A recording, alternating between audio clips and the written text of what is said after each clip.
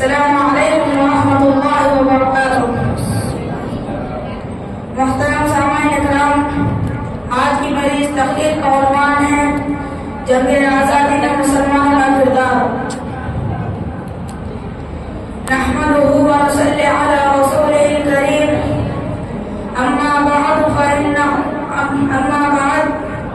فاعوذ باللہ من الشیطان الرجیم، بسم اللہ الرحمن الرحیم۔ انما یخشی اللہ من عبادہ العلماء ان اللہ عزیز غفور۔ جس دور میں نازا تھی وہ دنیا ہم و زمانہ بھول گئے، جس دور میں نازا تھی وہ دنیا ہم و زمانہ بھول گئے، اوروں کو جگانا یاد رہا خود ہوش میں آنا بھول گئے۔ منہ دیکھ لیا آئینے میں پر داغ نہ دیکھا سینے میں، جی ایسے لگایا جینے کو مرنے کو مسلمان بھول گئے۔ اذان کو حد بھی ہوتی ہے مسجد کے اذان میں، اے لوگوں جس ضرب سے دل ہل جاتے تھے وہ ضرب لگانا بھول گئے۔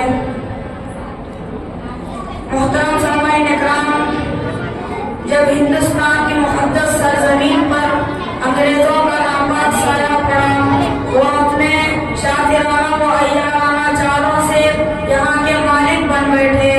اس کے بعد باشندگان ہند پر طرح طرح کے ظلم و ستم کے پہاڑ توڑے جانے لگے، ہندوستانیوں کو غلام بنایا جانے لگا، ہندوستانیوں کا خون ان کے پسینوں سے ارزاں ہونے لگا۔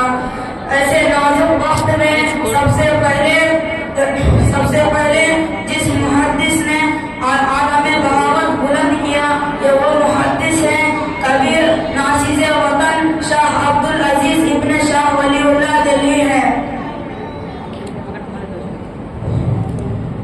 جنہوں نے مسلمانوں کے اس نازک وقت میں سب سے پہلے